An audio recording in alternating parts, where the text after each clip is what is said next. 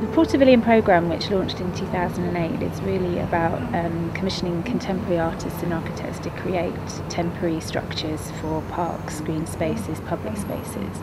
And the Floating Cinema is the sixth project in that series. The project was actually commissioned by the Olympic Delivery Authority, and it's been funded by the Arts Council England, and we were very much connected into the Create 2011 festival. And looking at the Olympic Park, and what really kind of connected the outside to the inside were the canals, which are these sort of arteries that run through the centre of the park.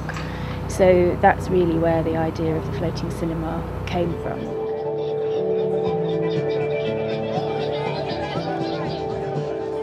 I've never been here tonight where I'm sitting now.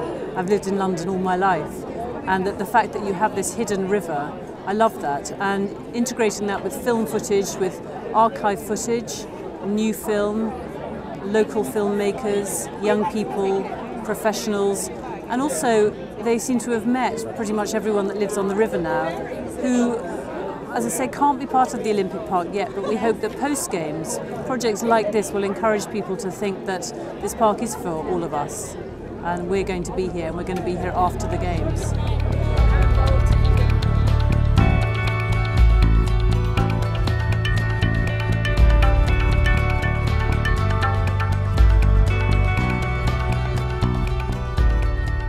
But the project really has become a collaboration of many other partners as well, and also individuals.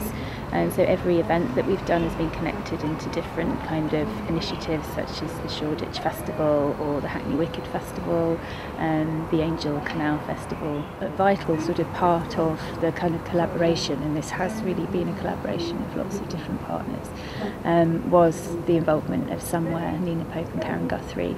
And we invited them initially to look at the sort of programming of the cinema space, but their role has become much, much bigger than that. We showed a lot of work that we were aware of made by artists in the area prior to the Olympics and during the changes. We commissioned new work to kind of talk very directly about that, and that was part of the reason for taking people into the park.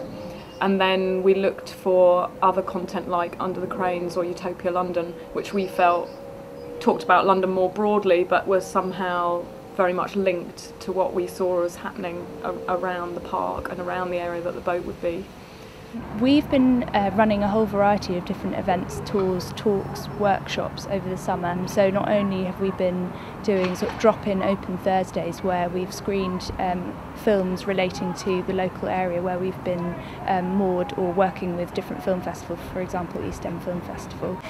We've also done about 3 or 4 really large outdoor screenings because of course you can only fit a certain amount of people on board the boat, so we really wanted to reach kind of as many different kind of audiences as possible. A very successful one was at 3 Mills in Bow, where we screened Fantastic Mr. Fox, which was made actually in 3 Mills Studios. I'm really excited. I love it. It's my favourite film. See the smile? Yeah. I mean, actually being able to just spread the commissioning budget around, get new work made by other people. It was actually in a way a chance for us to meet quite a lot of people whose work we had admired for a long time, which was actually a highlight, wasn't it? I mean, Ian Sinclair's a writer that we both loved for many decades. And Richard Mabey, the nature writer, whose writing I love, and was fantastic to get him to talk about the, you know, something in a way as everyday as the vegetation in the East End of London. But he made it really magical, I think, for the people that were on the boat. And we worked with the Live Art Development Agency to commission a new performance as well at Canary Wharf, which was really amazing to be in that very, very strange space. We took the boat along the Thames and came in through this enormous dock into that space. But there was some really nice juxtaposition between this sort of very acoustic, small performance with handbell ringers and somebody singing unaccompanied on the boat, and the sort of really dramatic surroundings of Canary Wharf. And there's something very nice about our little boat, sort of very jewel-like in this sort of huge surrounding. When I went to visit the boat during the proposal period, it made me really, really excited because the boat was so amazing and such a great colour and just kind of had a real kind of warmth about it. It was nice to make a piece of work where I perhaps didn't know who the audience was, or also know that I was going to show to a mixed audience, not necessarily always an art-going audience.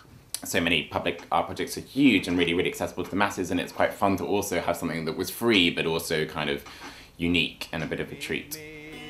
It's lovely, it's a really nice experience. It's wonderful. I really think that more people should invest in ways to see art like that. It's a really great way to bring this to life. So we invited Studio Weave, who are a Hackney-based architects practice, to work on the sort of design of the structure for the floating cinema. We've been describing it a bit like a casserole because it's so many elements, so many different parts that all come together to make this one thing. So we have the existing boat and the refurbishment works to that, just to sort of to make it canal worthy.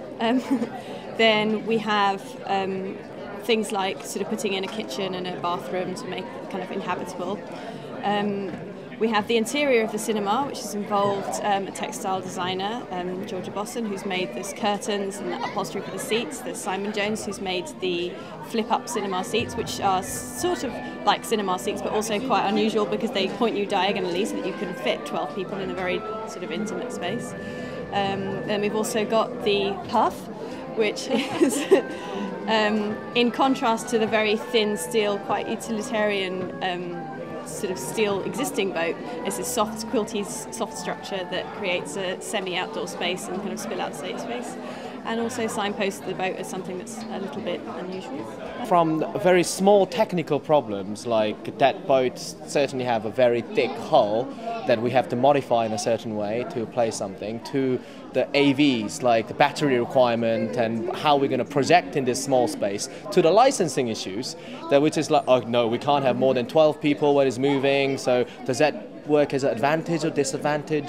It was a really interesting learning curve actually, working on a boat project this summer, because you sort of don't realise how different it is to, it's not like being on the roads, being on the waterways is extremely different. Not only does the boat only travel at 4 miles per hour, so it's pretty slow, but also, yeah, there's all sorts of other things to navigate, including locks. Luckily we worked closely with British Waterways to enable us to sort out things like moorings and yeah, all sorts of things like that.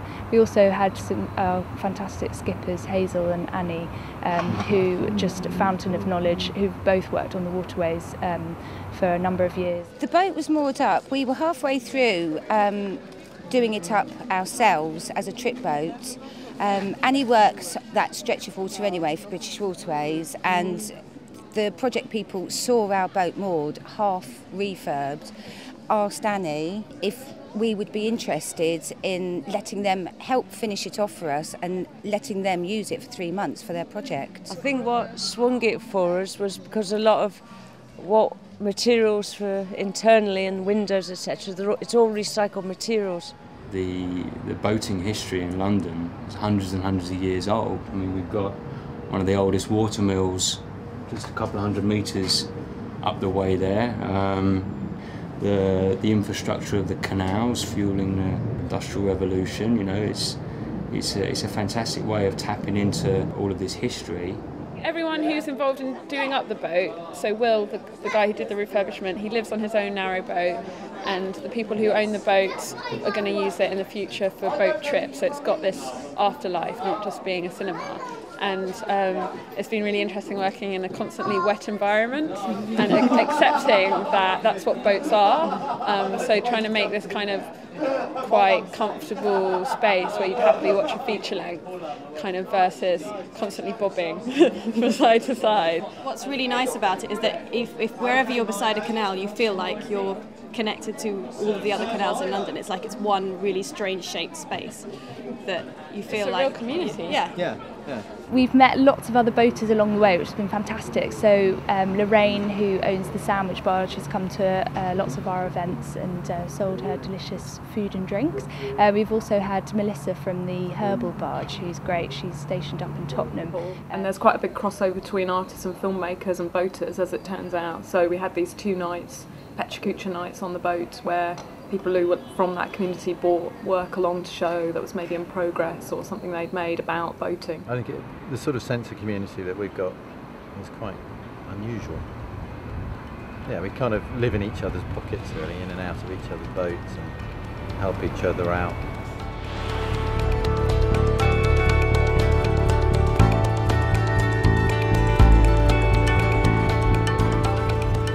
originally people might have come here just not as a social space. They'd have come here because it's functional, whereas it's lovely to have it used for something to do with people getting together, I suppose. I feel like it's more about a journey in discovering new places in London. I feel like it gives you a very different perspective, one that's really unusual and kind of opens your eyes to kind of discover new parts of London that not necessarily central but bring you more to the outskirts where more interesting things are happening. I love it. I think it's absolutely brilliant. I think that watching a film on the waterways, and I think they're very contextual in the way that what they showcase the programme, I just think it's brilliant. It's the highlight is actually looking at it now. Yeah. And seeing sort of people queuing up to get on it. It's just absolutely wonderful. You know, I mean, really queuing up to get on it. I know. There's something about two words floating in cinema. It inspires people and kind of makes them smile and gives them this sort of evocative idea.